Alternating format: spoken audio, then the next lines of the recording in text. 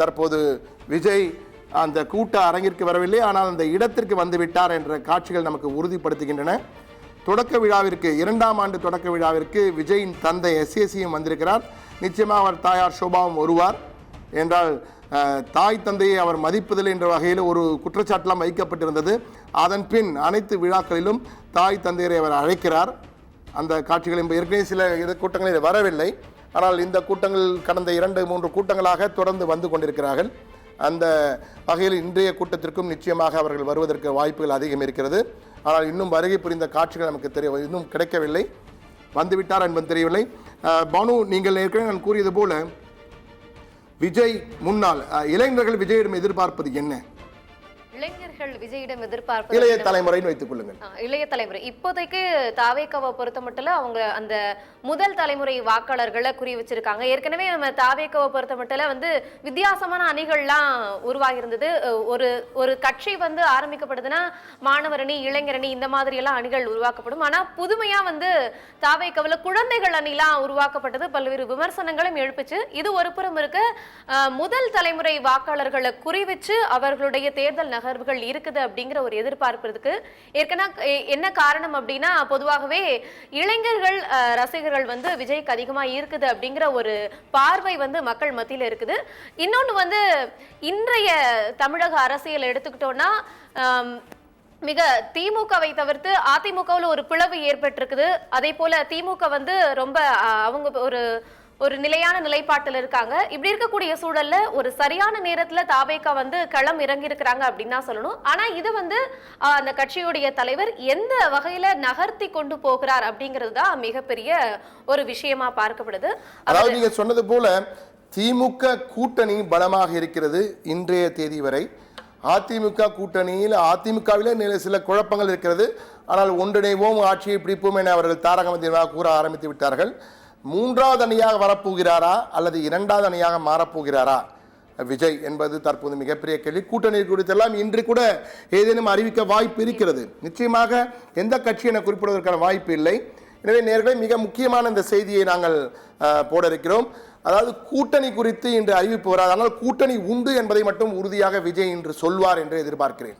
கூட்டணி உண்டு என்றால் விஜய்க்கு மிக நெருக்கமானவர்கள் நமக்கு சில தகவல்களை பகிர்ந்திருக்காங்க. இதெல்லாம் சொல்லக்கூடிய வாய்ப்பு இருக்கிறது என்றால் அவருக்கு அந்த ஐடியா கொடுக்கின்ற டீமிலே இருக்கின்ற சிலர் நமக்கும் ஐடியா கொடுக்கிறார்கள், அந்த தகவல்களை பகிர்ந்து கொள்கிறார்கள். அந்த தகவல்களை தான் சொல்கிறேன். இன்று கூட்டணி உண்டு, நான் தயார், நீங்கள் தயாரா, கூட்டணியுடன் சந்திக்க போகிறோம் களத்தை என்று விஜய் அறிவிக்கப் போகிறார்.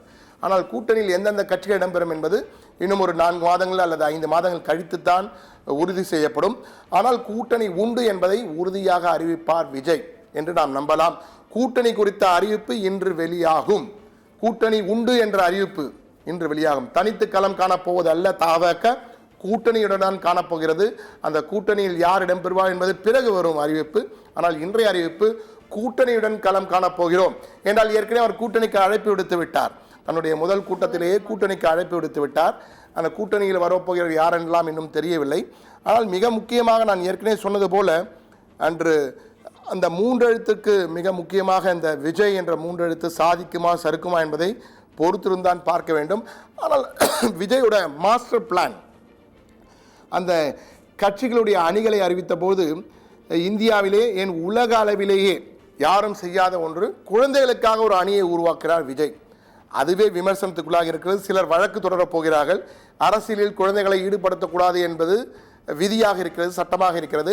எனவே விஜய் குழந்தைகள் அணி என்று ஏற்படுத்தியது எந்த வகையில் நியாயம், இது தவறு, அவருடைய கட்சியின் அங்கீகாரத்தை ரத்து செய்ய வேண்டும் என்றெல்லாம் வழக்கு தொடர்வதற்கான வாய்ப்புகளும் இருக்கிறது. சிலர் தொடர்ந்திருக்கிறார்கள், சில நீதிமன்றங்கள் என கூறுகிறார்கள். உறுதியான தகவல் இன்னும் நமக்கு கிடைக்கவில்லை. ஆனால் அதற்கான வாய்ப்புகள் இருப்பதாக அந்த குழந்தைகள் அணி என்பது பெரிய விமர்சனத்தை உருவாக்கியது. திருநங்கைகளுக்கான ஒரு அணியை உருவாக்கியிருந்தார். மற்றபடி நிறைய அணிகள் இருந்தாலும் பெரிய அளவு 28 அணிகள் என்ற பெரிய அளவுக்கு கொண்டு வந்தார். உலகளவில் குழந்தைகளுக்கான அணியை உருவாக்கிய விஜய் இன்று என்ன அறிவிப்பை வெளியிடப் போகிறார்? மிக முக்கியமான கேள்வி. அந்த கேள்விக்கு 2 பதில்கள் இருக்கிறது. ஒன்று, கூட்டணியுடன் களம் காணப்போகிறோம் என்ற அறிவிப்பு. மற்றொன்று, தொண்டர்களுக்கான அறிவுரையை கொடுக்க இருக்கிறார். வழக்கம் போலான அறிவுரை அல்ல, விஜய் பாணியிலே அவருடைய பஞ்ச் டெய்லாக்கிலே ஒரு அறிவுரை கொடுக்க போகிறார். அந்த அறிவுரை மிகப்பெரிய மாற்றத்தை உருவாக்கும் என அந்த திங்க் டேங்க், அந்த ஐடியா டீம் நமக்கு கொடுத்த தகவல். அந்த அறிவுரை மிகப்பெரிய மாற்றத்தை தொண்டர்களுக்கு உருவாக்கும், அது வாக்குகளாக மாறும். அந்த வகையிலே அவர்கள் செயல்பட போகிறார்கள் என்ற தகவலையும் கொடுத்திருக்கிறார். எனவே பொறுத்திருந்து பார்க்க வேண்டும். வழக்கம் போல விஜய் கட்சியும் மற்ற கட்சிகளைப் போல்தான் 9லிருந்து 12 என்றார்கள். இன்னும் விழா மேடைக்கு இப்போதுதான் வந்திருக்கு, இன்னும் மேடைக்கே வரவில்லை. விழா கூட்டத்தில் அருகே வந்து விட்டார் அவர். வழக்கம் போல இவர்களும் தாமதமாக தான் தொடங்குவார்கள் போலிருக்கு விழாவை. அரசியல் கட்சிகள் என்றாலே தாமதமாக தொடங்க வேண்டும் என்பதுதான் எழுதப்படாத விதி போன்று. எனவே அந்த வகையிலே இவர்கள் எத்தனை மணிக்கு தொடங்கப் போகிறார் என்று தெரியவில்லை. விழா தொடங்கும் என கூறுகிறார்கள். விஜய் வருவார் என தொண்டர்களும் இருக்கிறார்கள். தற்போது வழக்கம் போல் புஷி ஆனந்த் மைக்கை பிடித்து விட்டார். என்ன சொல்ல போகிறார்? தொண்டர்களுக்கு வெளியே கூட்டம் அலைமோதுகிறதாம். அழைக்கப்பட்டவர்களுக்கு நிறைய பேர் வந்து பாசுடன் இருக்கிறார்கள். அந்த காட்சிகள் தான் நமக்கு நேரலையிலே தற்போது அங்கிருந்து வந்து கொண்டிருக்கின்றன. அந்த காட்சிகளின் பிரீத்தாக அவர்கள் என்ன சொல்கிறார் என்பதை நமக்கு கேட்கிறார் என்பதை பார்ப்போம். தற்போது நிச்சயமாக நமது டைரக்டர் அந்த பிரீத்தை வைப்பார் என்று எதிர்பார்க்கிறேன்.